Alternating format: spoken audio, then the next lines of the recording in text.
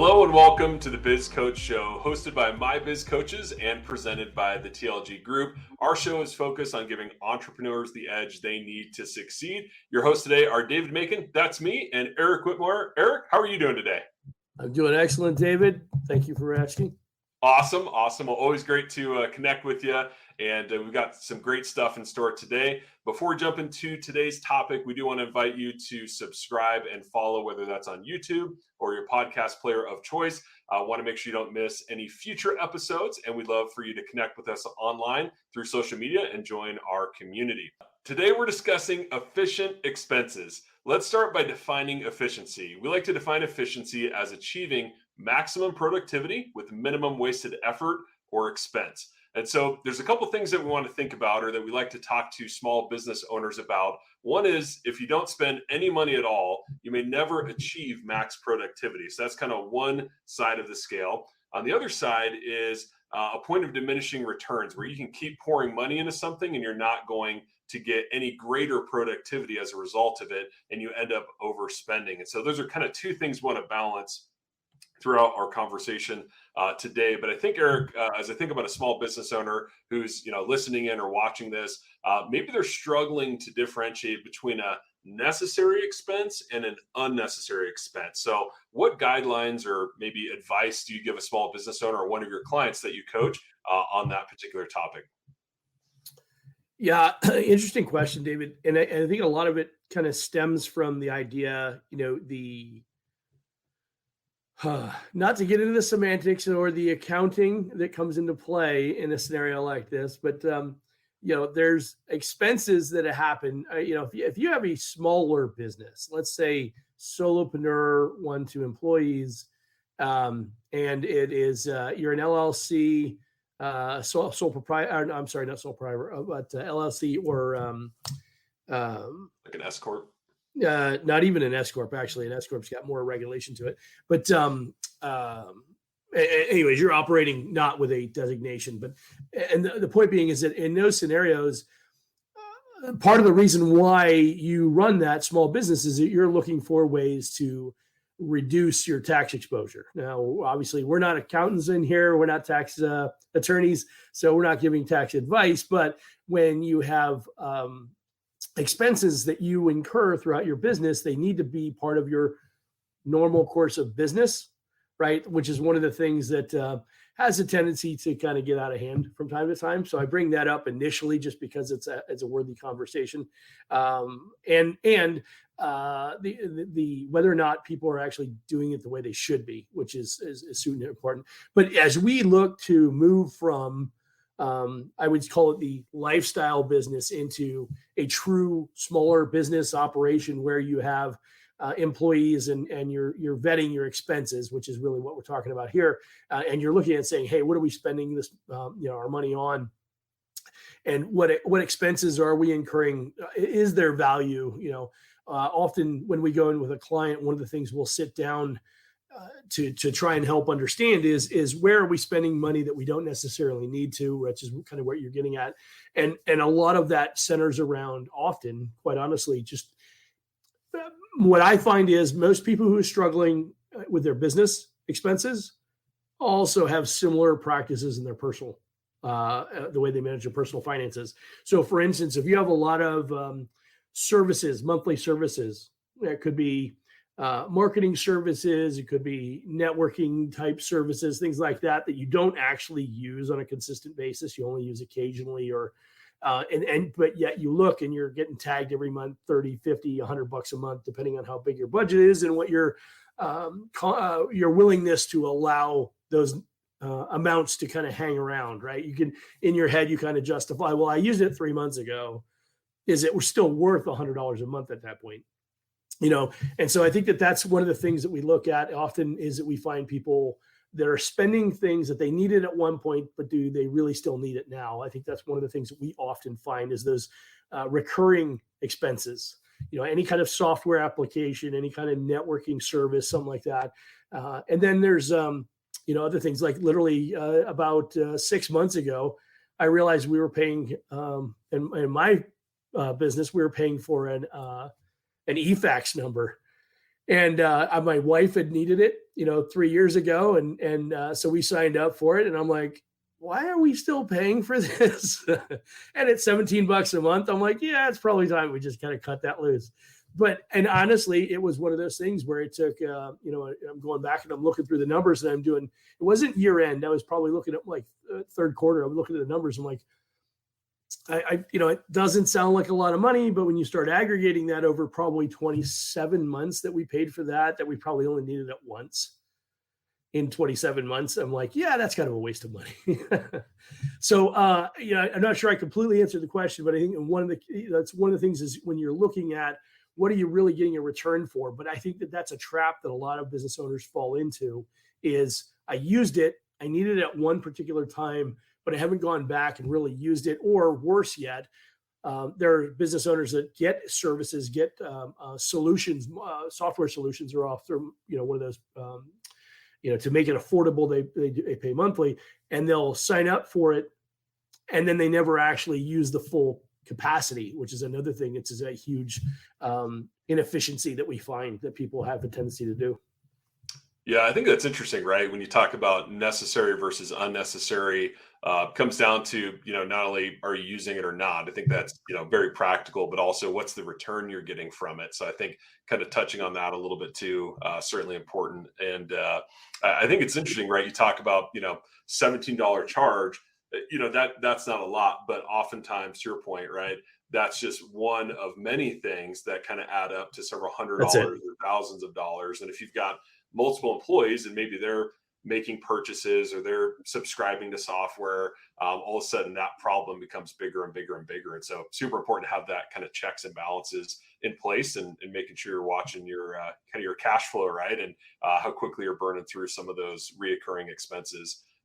Just one other thought too, as you were talking about it, thinking about software, I literally just did this the other day, but different pricing models, right? So oftentimes, people Absolutely. are not sure, hey, I'm not sure if I'm going to use it or not, so I'm just going to go monthly. And then you forget about it, kind of like a gym membership, right? And you end up paying for it every single month, even if you're not using it. So I think one of the things that is really helpful is, software goes on sale, or if you do annually, you can get, 3 months free, things like that. So if you're not sure if you're really going to use it or not, maybe start with the trial and then take advantage of those trial offers that often come up where, if you sign up at the end of the trial, you can get a couple months for free. And you do that over a couple subscriptions. Maybe you got 10 licenses on that platform. You can actually save quite a bit of money. So just a couple of thoughts there that you sparked for me as you were talking through that. Yeah, absolutely. And as I mentioned, that's probably one of the big things. And to your point, that the reality is that spirals quickly once you start having employees, right? You start bringing in 5, 6, 7 people. Another great one is software licenses. When you like, for instance, if you're using Office or Google and you've got email seats and or QuickBooks, or if you're, especially if you're using like an enterprise version of QuickBooks for people who still use that, those are expensive seats to have in a software application like that.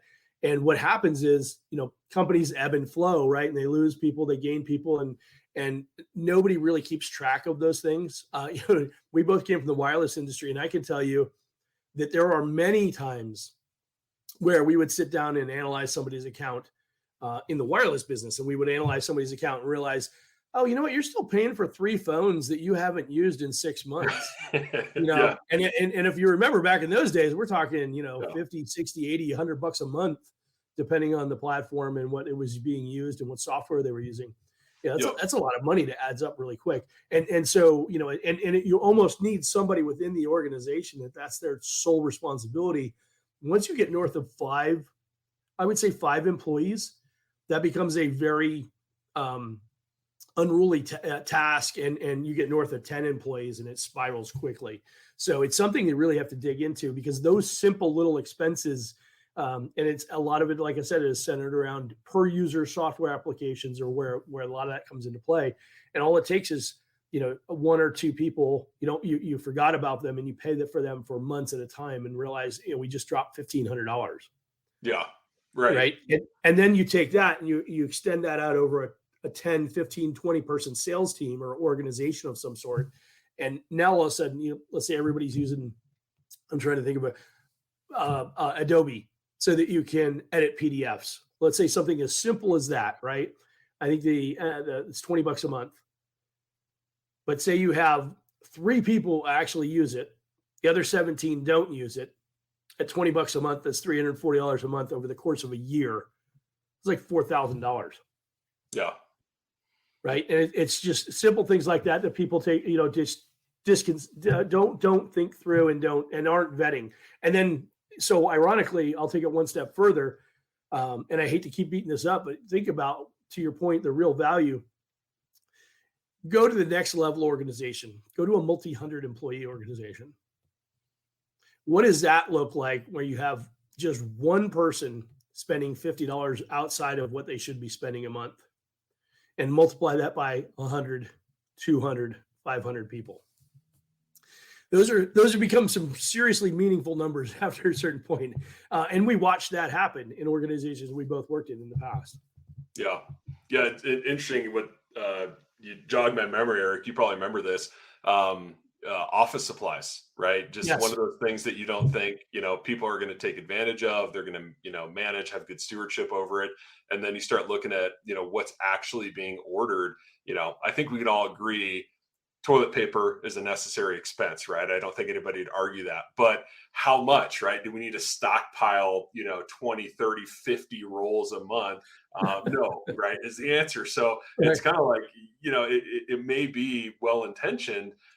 We don't want to run out, super important, but at the same time, there's kind of this, again, that balance of necessary versus unnecessary. And sometimes quantities become a factor there as well. So it's just, cases of water, toilet paper. I mean, how many pens does one, department need, right? Some of those things. And it seems trivial, but, as you grow, that's money that could be fueling your growth that's just going into, some vendor's pocket. So something to think about. Yeah, absolutely. And as you mentioned that, go one step further. We had a relationship with an office supplier. I won't go into the company, but and they had a recommended list of items that we could purchase, right? And that was determined by the company. The company determined recommended items.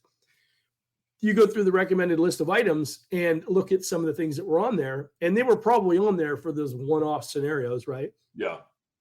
Well, but the problem is that particular item was $50 more than if I went and walked into a Walmart and bought this exact same thing. Yeah. And I'm trying to remember. I think a vacuum was on there. I want to say things like staplers that you could buy at Walmart, you could buy for $6, $8, $10 were worth $25 through this supplier. Yeah. And I'm sure it was a better quality, right. But when you're in our environment, the business we were in, it was like, it's a stapler. Yeah. It's going to last 3 to 6 months before it walks away or it gets broken. Yeah. We'll replace it with another $6 or $8 stapler, Yeah. Yeah. Yeah. Well, and you bring up a good point too, right? I think it's important to think about the vendors you're using, right? Different vendors have different, Sure. Cost control measures available, whether that's, software as a service or, physical products like office supplies. So, shopping around to see what exists out there and what reporting's available too, right? That's one thing that sometimes is a struggle is, can I see who's using the licenses? How many hours did they log? How many orders were placed? What was the cost of the average order? So, some of those things kind of matter. So if you're, starting a business, definitely do your research before you get into a relationship with a vendor. But once you're in one, really take the time. I think we've talked about this a number of times, but at least once a year, review the vendors that you have relationships with and kind of think about, are there better options out there that have more features that, can save you money? Yeah, agreed. And you mentioned a great point, right? If you're using a vendor like that, they should have a vendor solution that allows you to aggregate the data based on, by location, who's spending more money for the particular services, because you can, if you've got multiple locations, for instance, a multi-unit retail operation or something like that, who's overspending on certain categories of items or whatever, you can actually track all of that, which by using one of those vendors, usually that has that ability to do that. Otherwise, you have to do it through your own accounting processes. Yeah. Yep. Absolutely. Yeah. So cool. Well, let's kind of dive a little further into that, Eric. I think as we're talking about scale, I think, let's maybe unpack just a little bit more. What are some of the challenges that are presented when it comes to managing expenses as a company scale. So if they're in the process of scaling, why is it important to closely manage those expenses, but what are some of the pitfalls that owners fall into? Yeah, we probably want to unpack the pitfalls, but let me initially start with the idea that in regards to, first of all, an owner, generally speaking, I don't think this is always the case. I know it's not always the case, but generally speaking, the first person out, the first operation, the first business model, the first unit, whatever you want to call it, is usually pretty disciplined about managing expenses. Yeah. Right. The issue becomes when you start scaling, as you step away from some of those things and you begin to lose sight of that level of detail. And the further you get removed from that level of detail, the more that has a tendency to kind of squirrel out of control. Yep. Right. And consequently, now, what we were spending a few dollars for, somebody's spending multiple more dollars for, and kind of gets out of control. And for each level of extension that you become from that first unit, you can expect somewhere between a 10 to as much as I would say the lower end, maybe 5%, but as much as a 15 to 20% variation from what you were able to sustain. So if like, say, for instance, if an operating unit had an average office supply expense of $150 a month, you the first level of separation from that, from a management and an oversight, for the first level extension beyond that, you're looking at, I would say realistically, probably a 10% variation. So what you were doing for $150, the next person's going to do at $165. Just they don't have the inherent built-in sensitivity to managing those types of things. It wasn't their dollar. Right. Even with the best stewardship, it's still not their dollar. Right. And then, so for each level beyond that, you can extend 10, 15, 20, even as much as 25%, depending on how disciplined your processes and systems are and how you regulate those things. So imagine as an owner of a multi-unit operation, you extend beyond 3, 4, 5 levels of leadership. You've got a rep, an assistant manager, a store manager, a district manager, and then the operations organization group or whatever, and then the owner, right? So now you're 6 levels out. Imagine a 10 or 20% variation from that initial cost. Yeah. Now, theoretically, you've got those processes and systems to help keep that in check, but the reality is you just get that much more removed each time. And a lot of times that gets lost in translation. But if you use that metric, if you use that logic, that for every realm of extension that you move back from the initial unit, you're losing about 10% of your ability to control. And that goes to everything. It goes to your ability to leverage sales increases and all that kind of stuff too.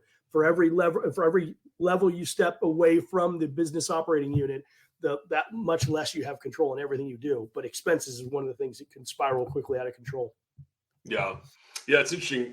I mean, you and I both have worked in a number of startups and consulted with a number of startups. And it's really interesting, right? Because when you're in those early days, you remember the pain of, oh my gosh, are we going to make payroll? Some of those, big struggles that every dollar really counted. And to your point, as you get bigger, people come in, they weren't part of the lean years, they're part of the fat years. And so they're just used to there always being money and, things seem really good. But, the people that are around at the beginning, to your point, they have a much greater cost sensitivity and understanding that, it hasn't always been like this. And I think in the back of your mind, it may not always be like this if we're not careful. And I think it's important to cascade that as a leader throughout your organization too. And, you're never going to recoup all of that, the percentage difference that you talked about as you get further away, but the more you can kind of keep an eye on it and kind of cultivate that mindset of scrappiness, I think what you and I both have and appreciate, I think it's going to help the organization too as it grows.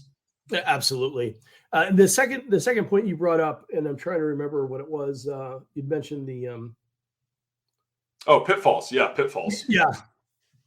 And I think that when you say pitfalls, give me an extension of what you're thinking in that.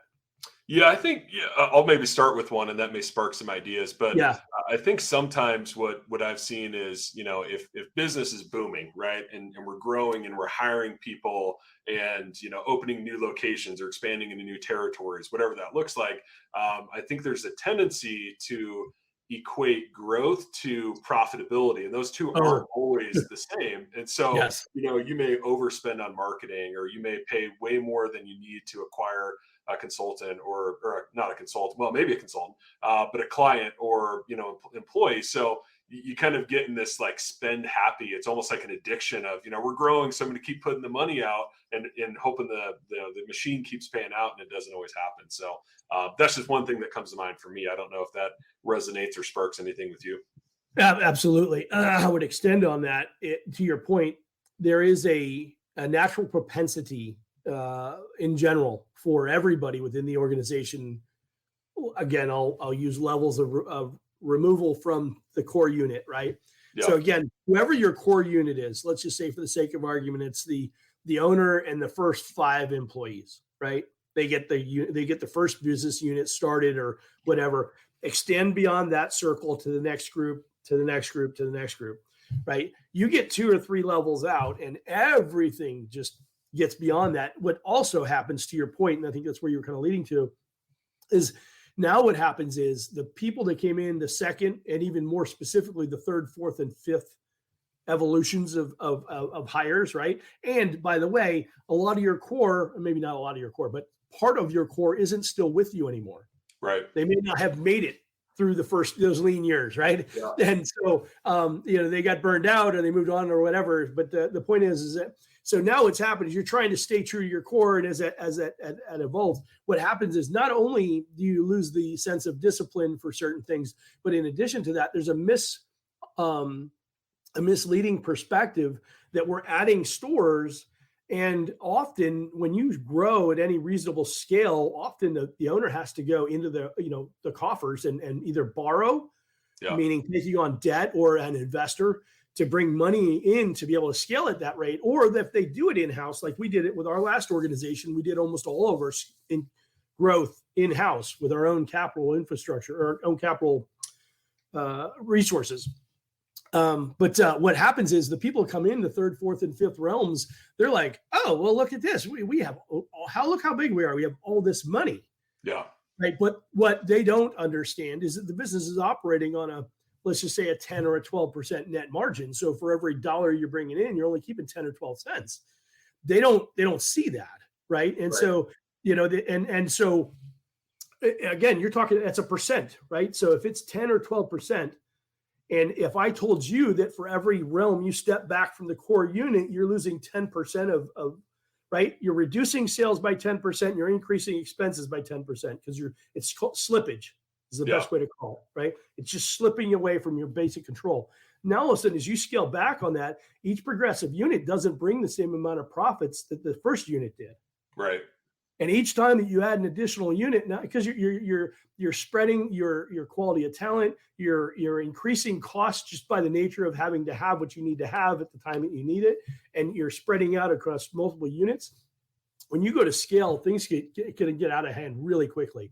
I noticed you had inventory on here later on too. That's another big factor. When you scale, you're guessing at what you can expect to see, right? Until you actually get some real trends going, you're kind of guessing at what some of that's going to look like. You may overhire, for instance, on a new location. We've only done that a handful of times, right? So there's a lot of things that get out of control the further you remove from the business. So it's super important in a multi-unit operation to really keep your hands on everything that goes into each new store. You remember some of our peers. I lived in the field because I needed to truly understand what was going on in my stores. And I think that's one of the things that really helped me stay in control over my stores.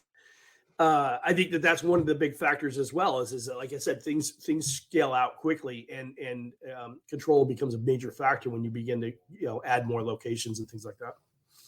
Yeah, no, absolutely, and I think what came to mind, the visual as you were talking about it, is like a rocket launching from the surface of the earth, right? The amount of fuel it takes to just break gravity is so extreme. People that are riding it maybe don't understand that. They're, the rocket's going great. We're getting some altitude. This is awesome. They don't realize how quickly they're burning through that fuel reserve. Kind of Right. same thing for a business. You're burning through capital, you're burning through margin. Sometimes maybe you're discounting to have an aggressive offer, right? So there's all these things that come into play that people don't always understand, and to your point, the further you get out, the less understanding there is of all aspects of the business. When you're there, when it starts, you're wearing 10 different hats and you understand a lot of different departments, but later on, if you're hired to do just one job, you may not think about all those other factors. Or if you hire new people, young people who don't have a lot of business experience, they're not going to be thinking about those things either. So I think just, again, important to watch that burn rate, because it's the real deal. Absolutely. Yeah. Sorry, go ahead. No, go ahead. Yeah, so you touched on inventory. Maybe we shift gears there a little bit. I was as we were prepping for this, I was thinking about your ice cream business, right? I know that's inventory intensive, and you got to keep it cold and all those other things. And I'm sure there's a fair bit of shrinkage, either from it melting or maybe popping a pint open and eating it. But what are some of the mistakes that you see companies make when it comes to inventory management? Yeah, so I'll tell a couple of stories real quick, and I'll use since you brought it up, the ice cream business. So in the ice cream business, and I remember I was young, 20s, and what was interesting about that was the buying inventory was super strategic. Yeah, as you can imagine, right? Ice cream in itself has a general shorter shelf life, right? And if the particular brand that we sold at the time was a natural product, an all natural, which was at that time was really popular. It still is popular. Just it was the fact that it was all natural was super popular, but it also reduced the shelf life by 6 months of what the competitors were. So if the competitor was good on the shelf for 12 months in ideal frozen condition, ours was 6.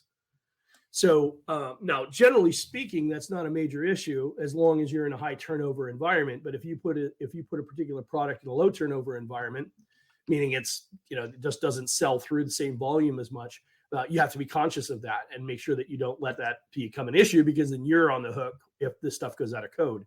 Right. Because if an independent contractor with a vendor like that, they expect you to absorb the any shrinkage that because of that type of scenario. So, meaning you allow it to get out of code because you're responsible for rotating your own inventory. So what ended up happening, and now remind you, I'm young, super young, 21, 22, 23. And so, I talk about being disciplined at a young age. I'm like, you got to think about stuff like that, right? But what was interesting about the business model is that I had grocery stores on one end. There were lower volume grocery stores, but bigger as far as the turnover and scope, versus my other clients were predominantly convenience stores. And many of them had the same products. For instance, we had in between, I had some, so I had convenience stores on one end, I had grocery stores on another end. And then in the middle, we had our pharmacies, the Walgreens, CVS, things like that.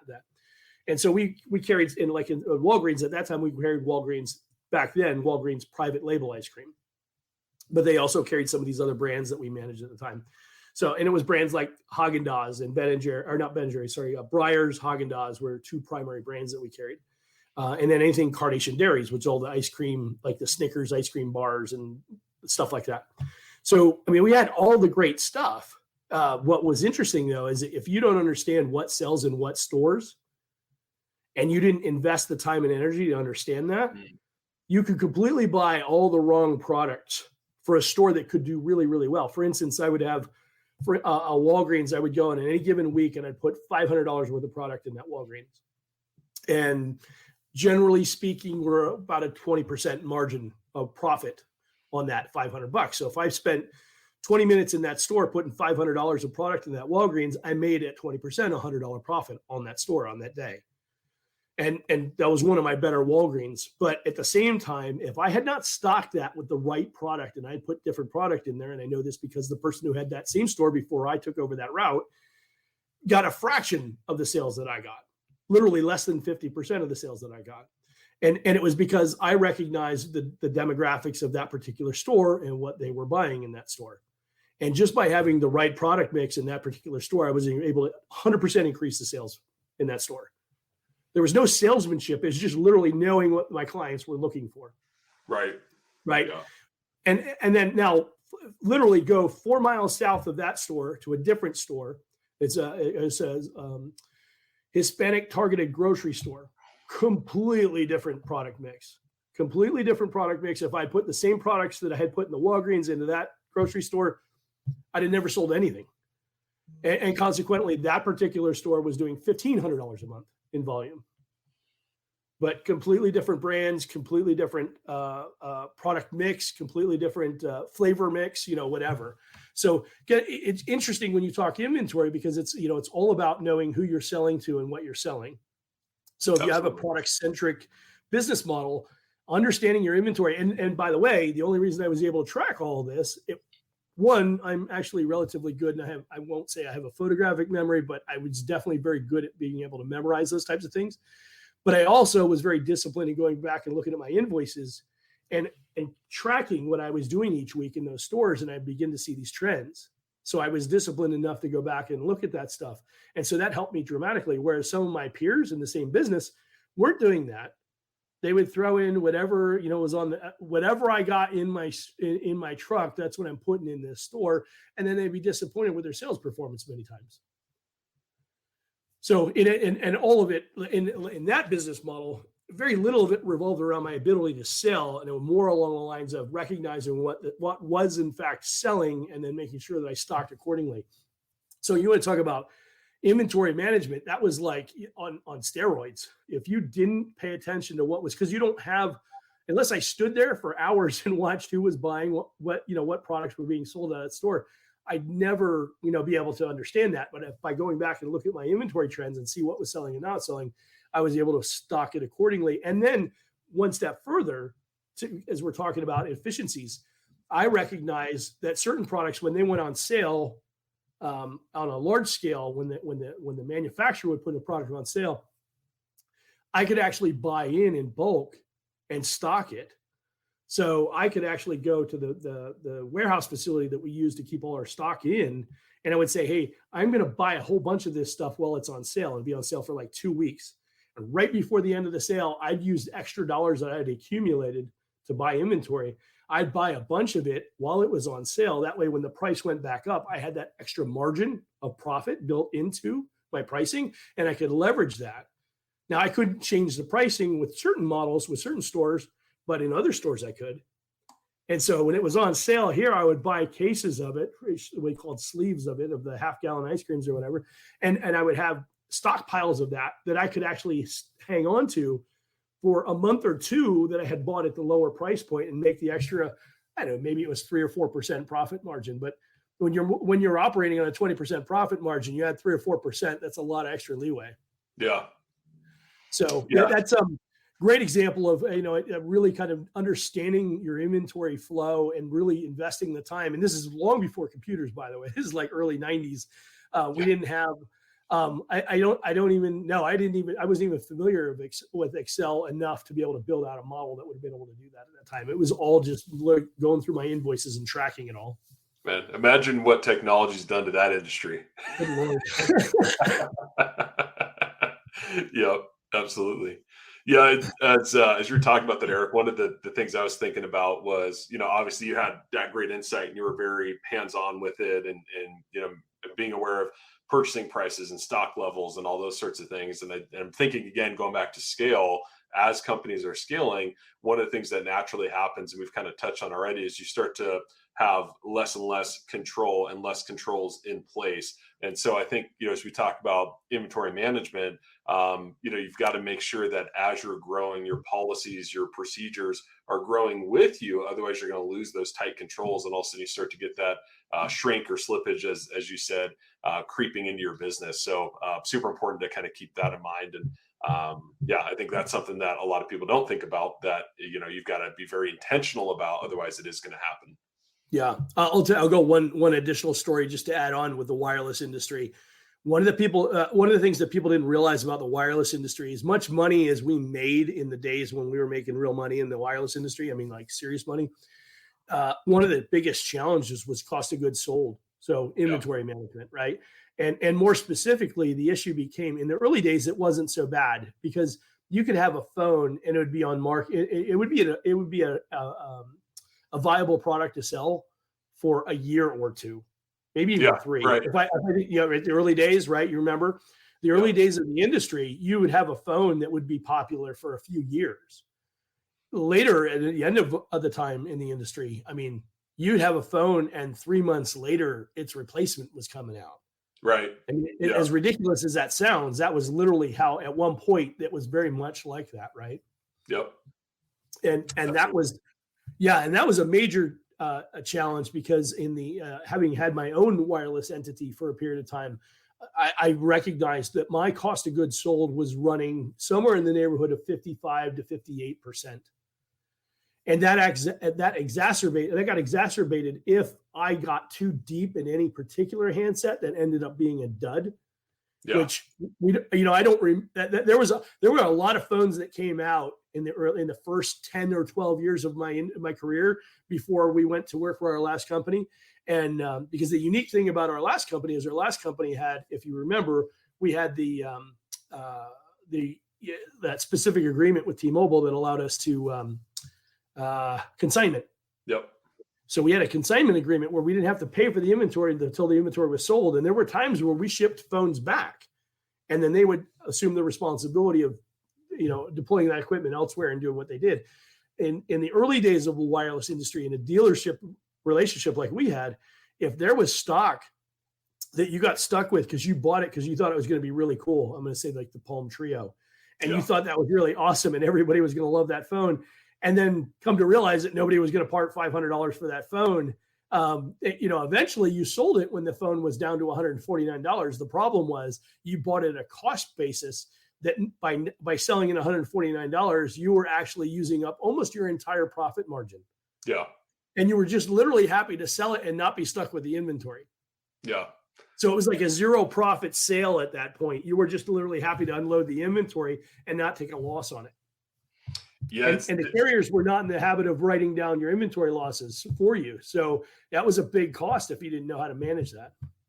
Yeah, it's funny you say that, Eric. I remember, a number of the situations you're talking about, but I think there's, maybe within the wireless industry, there's a parallel that a lot of companies trap a lot of companies fall into, which is, kind of burying their head in their sand on like customer demand and things like that. So I remember there were a number of companies that kept kind of clinging to BlackBerry, not to get too nerdy here, but, and they were just, eventually people would see the light and they kept buying these BlackBerry devices and there was no demand for it. Everybody was going Android or Apple, and there was a flash in the pan with Windows, but, people were diehard BlackBerry fans and they just refused to believe that brand was going to die. And then eventually it died. Right. And so they're stuck with this inventory that they can't offload because there's no demand for it. So I think really important with inventory, going back to your ice cream example, understanding the trends, understanding the customer, where things are headed, and making sure your purchasing and your pricing reflect that.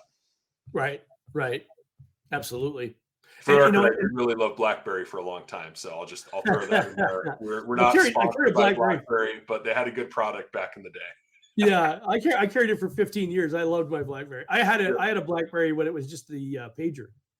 Oh wow! Okay. Yeah. As I got told, I'm dated here. That's awesome. Anything else on there before we move on to the next topic? Yeah, I think we kind of beat up inventory. Yeah. It's an important one. It will beat you up if you're not careful. So absolutely, like I said, you operate a business that has 50% cost of goods sold, and then you add labor on top of that, which is typically going to run a third of your costs. You're already below the 20% threshold that you should be shooting for a net profit margin, not an operating profit margin. Right. So if you're a third labor and 50% cost of goods sold, you're already less than 20%. So you're going to be tough turning a profit. Yeah, absolutely. Well, I want to revisit something we talked about. We're talking about it kind of in the context of software, but I think this is a more applicable concept to more areas, and that's negotiating payment terms. And so, as we're talking about expense management, which of course has impacts to cash flow and a number of other things, any advice for small business owners that are maybe stuck in some payment terms that aren't favorable to them, or just general advice about negotiating payment terms with suppliers? Yeah, I think that the first thing I would say there is doing your due diligence. If I look at my trucking business, even my wireless business, I would say that some of the main things that I recognize: partner with people who value your relationship. I know that sounds, super, almost corny, but the reality is that that's where you're going to create those favorable terms. Often what you find when your business is in alignment with your partners, your vendor partners, when their ideal customer is similar to your ideal customer and you guys are in alignment, you'll find that your vendors are much more amenable to strategic agreements that work in your favor, meaning getting better terms, 30-day terms, or even 45 and 60-day terms. If you buy a certain volume. I think the other thing, for instance, I have a few clients, and one of the opportunities, a few clients in this scenario, I should say, and one of the opportunities that they have is they buy a lot of products from a lot of different vendors. Yeah. And with that, then you don't have any alliances. And Right. without alliances, you lose the ability to leverage your negotiations. Right. And so the deeper you get in trying to be all things to all people, this is the analogy. The more you try to be all things to all people, the more you lose. Right. And so by developing and retaining those strong relationships with key vendors that are in alignment with who you're serving, again, they're serving the same people you're serving. And I don't mean that from a fulfillment perspective, meaning you're competing against, but they're looking at, right. And the point being is that when you do that, you will find that those vendors are the ones that are most amenable to creating unique agreements that will really allow you to benefit from that situation. Does that make sense? Absolutely. Yeah, no, Yeah. and I think about that. I mean, yeah, it doesn't even have to be, a large vendor. I think about hotels that I've booked training rooms in, and print service providers, things like that, they're willing to work with you, and maybe not always price, because I think that's of course important. We're talking about expenses, but sometimes the level of service or the ability to get things done quickly, things that you would normally pay extra for, they'll give you at a deep discount or even complimentary because of the relationship. So I've certainly benefited from that for a number of years with a variety of different vendors. So yeah, I think you're absolutely spot on. Yeah, great point. I'll use one example with the trucking business. One of the challenges that we have in the trucking industry is that you have a truck, and the truck needs to be serviced on a regular basis because you're putting so many miles on it. And so when you're putting the rate of miles that you are on a truck, you have to have it serviced, pretty regularly, almost like every other week to at minimum once a month, depending on what your service. It could be brakes, could be tires, could be lights, could be whatever. And so what ends up happening over time is you get into a situation where, it's like if I need to be on the road Monday through Friday, theoretically, or like say Sunday night through Friday morning, Friday midday or something like that, because they don't accept deliveries on Sundays and seldom do on Saturdays. So what would happen is you want your service to get done on Saturday and Sunday, not Monday through Friday. If I'm getting my services done Monday through Friday, that means those are hours that my truck's not on the road making me money. Right. Yeah. Right. And so the biggest challenge we had was finding a vendor solution that would actually service our trucks on the weekends. Well, ironically, in the particular area of the United States where we operated, and the particular area that we were in specifically, many of the vendors that we used for that type of service also had their own trucks on the road. So they also did repairs for their trucks on the weekends. So they didn't service clients Monday through Friday. So finding a vendor that was willing to at least give us Saturdays that they would work on our trucks. And then we were able to work side agreements with some people where they would have a guy would come in and we would pay him directly, but they were allowed to use the service bay of that facility. And consequently, we were able to get, when it was little stuff, like I said, it was replacing tires and things like that. But it was just stuff that needed to be done, because if it happened, if we fixed it, this is what I found out the hard way after about 4 or 5 months in the business. If we fixed something in the shop when the truck was in our shop, where we had control of the situation, we could do, like, say, a blown out tire. We could do it for $150, $200 tops.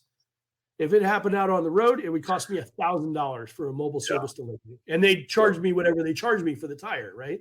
So, it was worth it for me to pay a little bit more to have somebody have available on a Sunday to do that type of work. So again, to negotiating those relationships and having, people that are willing to work with you, I was willing to pay a little bit more than maybe somebody else, because they were doing it on a Sunday in a day where I needed to get it done so my truck could get back out on the road and not be slowed down or held up or whatever. Yeah. Yeah. No, I think that's a great point. And, I think not necessarily something people think about when they're talking about efficient expenses is actually managing relationships, because those two definitely go hand in hand. Great point. Yeah. Great point. Well, and on that, just to kind of bring us home before we get into a couple of key points and action items here. Another thing that people don't necessarily equate to expense management, but I think is an important talk track for us to discuss within this topic, which is generosity as the business owner. So, any thoughts on how generosity ties into expense management? Maybe things like bonuses, etc. I think it's a great point. It's funny, when I read the outline, I was like, that's it. Dave's getting interesting. Yeah, that's a good point. Yeah. It's a cool way to look at it, quite honestly. Yeah. So, as you know, we've been friends for a long time. As you know, I am a huge proponent for performance-based rewards, meaning right, compensation, performance-based compensation, let alone performance-based rewards. But my point being is that at the end of the day, I'm all about, if somebody performs above and beyond, I want to be able to reward them in my structure, my model, the way that I run my business. And consequently, I think a lot goes into that. You mentioned the word stewardship earlier that we both learned at our previous employer. And one of the things that was significant for me about that is I had always been that way. I didn't know there was a word that actually demonstrated what it was until I was taught that concept. And I don't know that I didn't know it beforehand, but I never heard it employed the way that we used it. And to that point, when being a good steward of the business, that was a huge component of our success at our previous employer. Having people have stewardship for the business, and that played out in my opinion in our ability to really kind of own our businesses. Yeah. Right. And when somebody owns their business, and I say our business, it's like you managed the training department, right? I managed my territories, whether it was the Southwest or the Northwest or whatever. And in those territories, I'd have anywhere from 35 to 45 stores, right? And in those stores, then my district or directors would have ownership over their regions. And the store managers would have ownership over their stores, demonstrating that stewardship. And the beauty of that was that the owners had a performance-based compensation structure built into how well the company did. And a lot of those key players at those decision-making positions benefited from that through compensation, right? Because we, not just because we drove top-line sales, but also because we managed our expenses, and there was a category of that, and that would pay out in annual bonuses. And I think that's, I don't know that necessarily generosity. I think it is generosity because it's the owners sharing in the profits of the business. It was over and above our basic compensation. It was over and above our basic job description for all intents and purposes. As a sales manager, I was supposed to drive sales, right? And when I was a sales manager in the early days, and I'm talking about my previous employers before that company, I didn't have any responsibility to expenses. Nobody cared about bottom line. They were just like, drive the top line. I'm crushing the numbers out of the water. I'm not worried if we're getting chargebacks that much. I'm not worried, now you make that part of my compensation plan, I'll change my strategy. But right. It's amazing how that works. Yeah. What happened was over the years, as you learn that, as you become your own business owner and you start realizing the impact that has, you're like, yeah, it just doesn't feel right. Yeah, I might be getting paid more, but the company's not benefiting from that sale. So it doesn't really make sense. And by introducing that concept of stewardship throughout our organization, we had a lot more discipline, not all of them, but we had a lot more disciplined people that did the right thing that helped our organization grow and was more efficient with our expenses and things like that. And that was because of the generosity of the owners, because the owners shared in those profits and allowed us to financially benefit from our discipline in the business. I think that was huge. And again, I'm a huge proponent of that strategy. And I think that in many organizations where you see similar strategies being executed, it plays itself out. Right. Those people demonstrate that stewardship and carry that torch from, one leadership group to the next.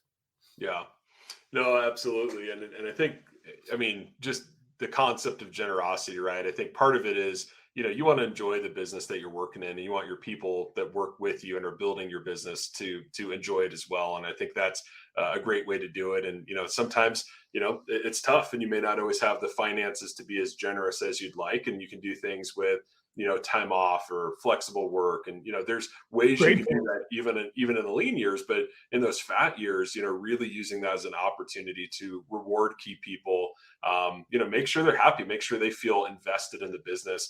It's a great retention strategy. It's a great morale strategy. It's a great way to boost performance. So there's, that piece of it, but I also think man, it feels good when you can reward your people as a Totally. a small business owner. The gratification of that and the stories of lives changed. And you've dealt with this over the years, but people that finally bought their first house or paid off debt or things like that. Just you can't really quantify that as a business owner, but it's amazing when you can make it happen.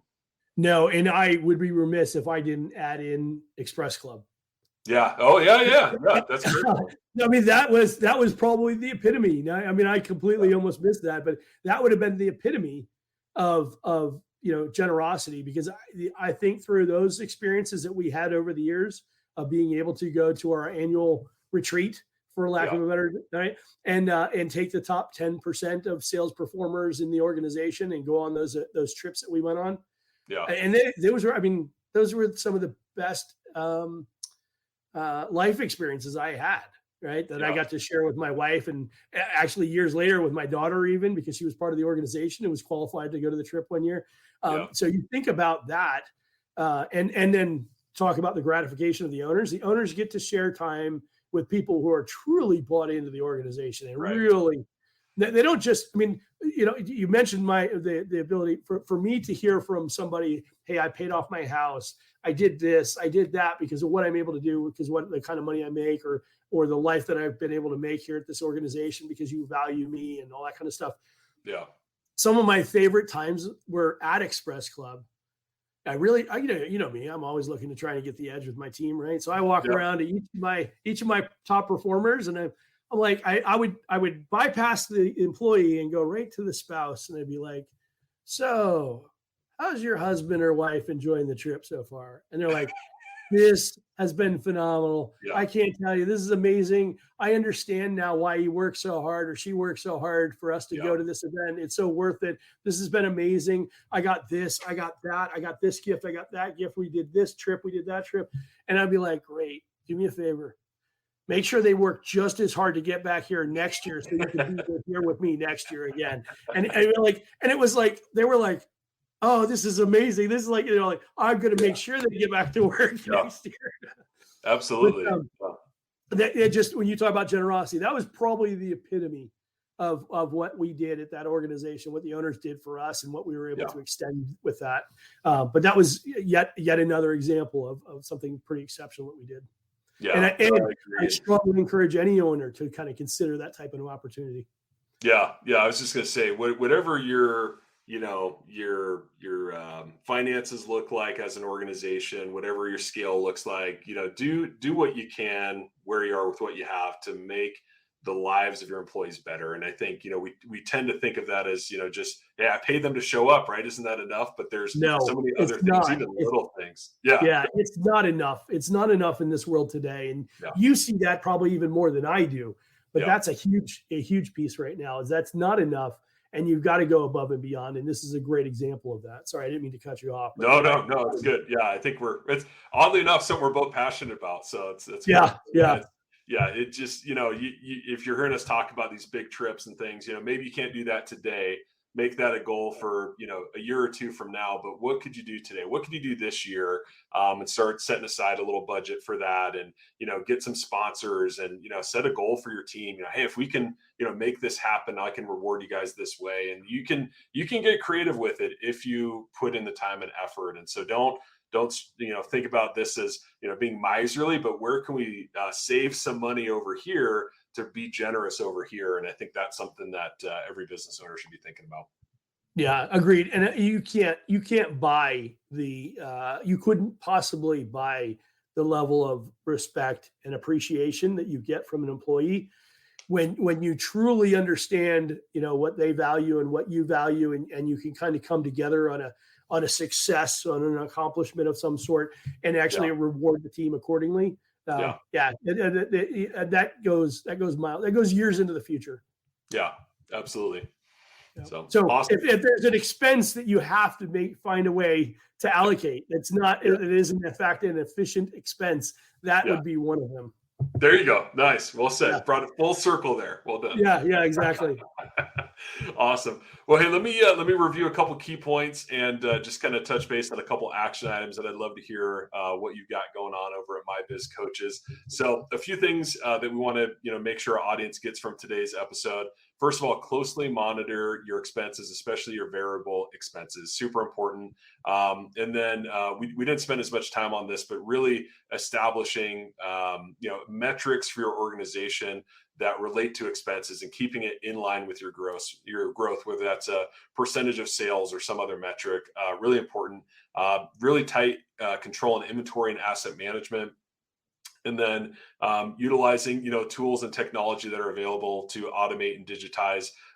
That's going to help reduce those growth-related expenses and maximize profitability. Eric would have given his left leg for that when he was running his ice cream business. So utilize technology to your advantage. Regularly renegotiate terms with suppliers. And if needed, line up alternative suppliers until you get a supplier or a vendor that really feels like a partner for your business. Make sure you're evaluating fixed costs as well, and really look for opportunities to reward your team. So a couple action items for today: determine what KPIs your business will use to gauge expense efficiency, benchmark your expense management against similar businesses, leverage digital tools to streamline expense and inventory management, and set up a regular rhythm for evaluating both variable and fixed costs. And that is going to put you on the right path toward efficient expenses. So as we wrap up here, Eric, we'd love to hear what's new over at My Biz Coaches. I think you've got a couple cool events coming up. So you want to talk about them? Yeah, absolutely. Appreciate it, David. So next week, Thursday the 9th, here in Scottsdale, Arizona, we'll be a vendor at an event. The Phoenix Metro Chamber of Commerce is hosting one of their biannual vendor events. And so there'll be 40 vendors and 300 to 400 attendees there. We're super excited. We're announcing a new partnership at that event. So we're not saying anything until then, but we're offering a new solution for our clients based on this partnership. So we're super excited to be able to announce that. That'll be the first time it'll be available at on that date at that event.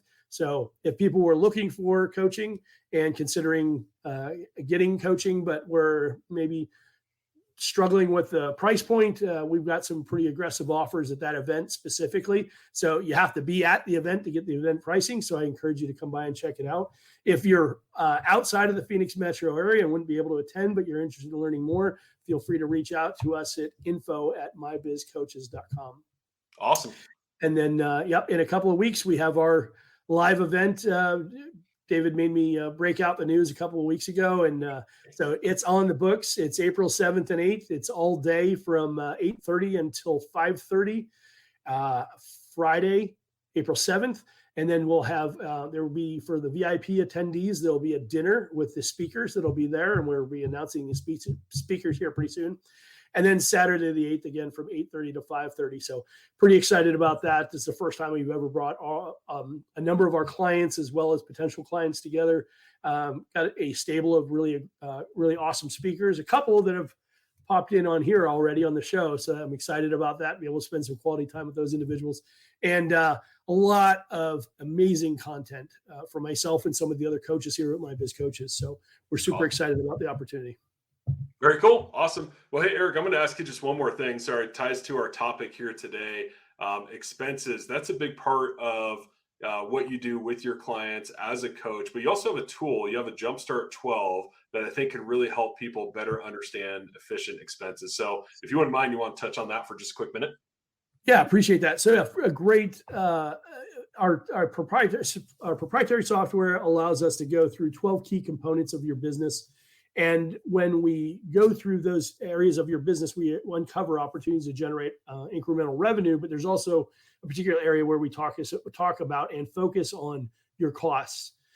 We actually have one of our coaches actually has a 5-week training course that's just designed to teach a business owner on how to manage their P&L, how to understand how to read and manage their P&L and balance sheets. But specifically to your point, what we do is we go through and we analyze your expenses and help you recognize where you can save money. Often that's anywhere from 5 to 10% of your annualized overall revenue. So for instance, if you were doing $500,000 a year, 10% of that, we'd say we probably uncover as much as up to $50,000, but as much as $5,000 to $25,000 in expenses that are going out the window that probably don't need to be. Yeah, it's incredible. And I think, a lot of business owners, I mean, even myself included, didn't start the business because we love managing finances. And so I think, get a coach, get somebody that kind of geeks out over this stuff, that can help you understand it, that can help you, look for those opportunities in your business and increase profitability. And so I know Eric definitely can do that. I know a number of his coaches, and they can certainly do that. And they've got a lot of great tools that can help with that. So if that's not your forte, you get a pass if you run a bookkeeping firm and you're watching this. But otherwise, if that's not your forte,